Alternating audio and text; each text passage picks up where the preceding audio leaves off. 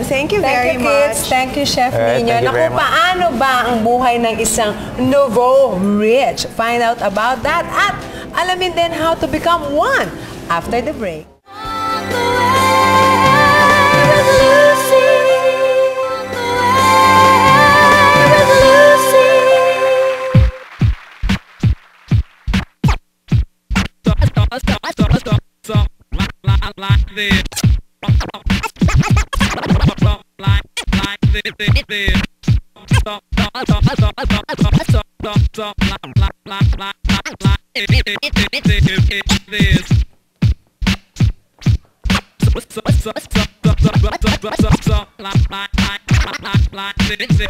Nouveau rich. It's a French term daw that refers to a person who has acquired wealth within her generation. Ito yung sinasabing bagong yaman, no? That's according to the definition of wikipedia.org. Bongga, no? In short, yan nga sinabi mo, bagong yaman. So, taong naghirap muna, tapos napaunlad ang kanyang sarili, hindi niya minana ang kanyang wealth. Pinagpaguran niya ito. Very well madasent yan, Yes. no? New rich. Ay, new rich, nouveau rich. Ay, gusto ko yan. Ang guest natin this afternoon can be tagged as nouveau rich. She was known for her exotic way of performing on stage. Ay, oo, split dito, split doon. Yan ang drama niya noon. Pag kumakanta siya, pero now, hindi niya na alam kung paano i-split ang mga na-invest niya. Please welcome, Mystica.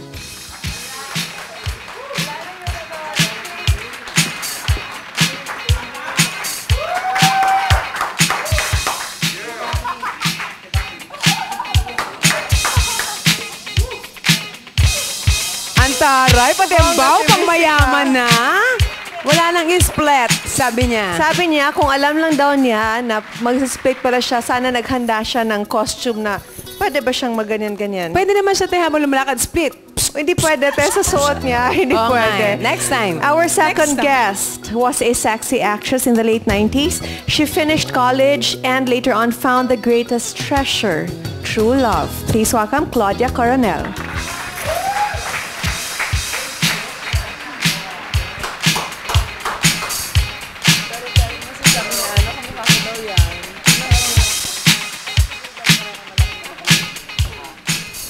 The new bride. Unahin natin si Mystica. Kasi you have houses in LA and Georgia, 2 houses here. Right. And my building, where's your building? Here also? In Tugigar also. So, yung una, yung first Where's your building? Yung first one, in the process na. So, naka-first floor na kami. And then, yung pangalawa, bagli fourth story. And then, yung first ngayon, 5-story. Okay, so tell us your story. Right, okay. Kailan nagsimula yung shift ng rock? Okay. Kasi ang purpose kasi nung pagpunta ko dito sa Philippines, para i-try lang ang showbiz for 5 years lang, ganon. So, meron na akong investment dati sa LA, and then of course yung mga bahay ko dito, may mga ako. So, sabi ko, okay, kailangan kung ano man yung kikitain ko, i-invest ko ng invest because there will be a time na I'm going to sell yung mga properties ko dito and then make them into good use. So, that's when I went to the States. Doon ako nag-invest. So, meron yung Georgia, tapos yung sa LA, then meron akong 3 na pinaparent sa Las Vegas, and then yung bagong bahay namin ng papa ko ngayon is a mansion. So, ayun.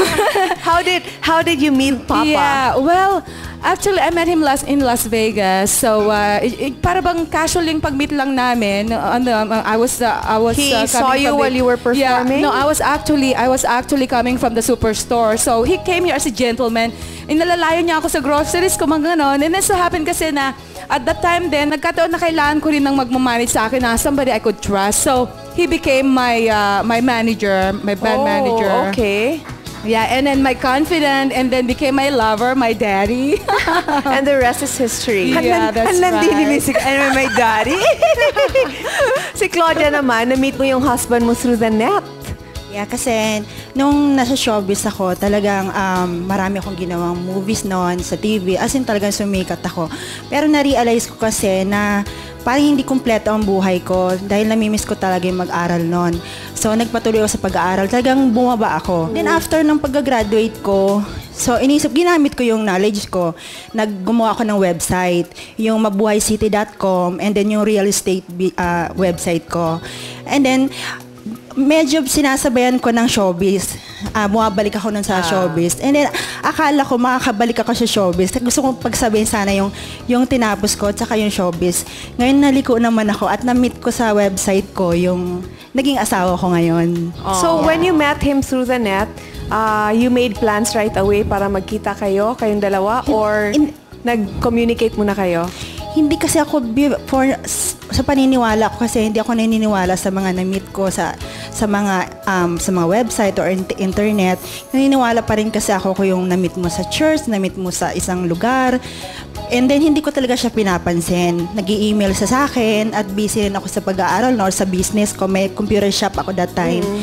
And then siguro pagka-graduate ko, medyo nalulungkot lang ako sa buhay kasi kailangan ko usap. Nag-meet kami. Hindi ko in-expect na ma-love at first sight ako. How do you feel with your success now? Kayo na nga yung mga tinatawag na doon na nagfo-fall na kayo sa category na biglang yaman, bagong yaman, no? Pero alam nyo, kung minsan talaga, you have to really find the right person din mag-guide sa iyo. Kasi at that time, naloko rin ako ilang beses.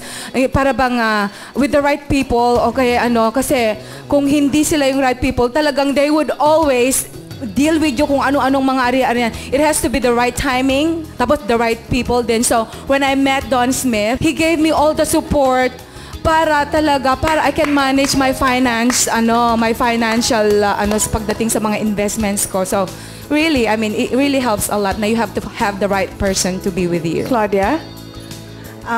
Para sa akin siguro, kung titingnan ko, alam ko maganda yung naging buhay ko ngayon, pero importante talaga yung hindi ka rin nagbabago. Ganun pa rin ako. Siguro marami lang akong narating, marami na akong bansang narating, pero ganun pa rin ako. Kasi naniniwala kasi ako sa mundo parang paikot-ikot lang eh. Minsan, nasa taas ka, biglang bababa ka. Kung babagsak ka man, kaya mo pa rin. So, kailangan ugali mo, pagkatao mo, ganun pa rin. How nice, Wilma Lino. It's a pretty woman story for both of them. Thank you for being on the show. Thank you. Up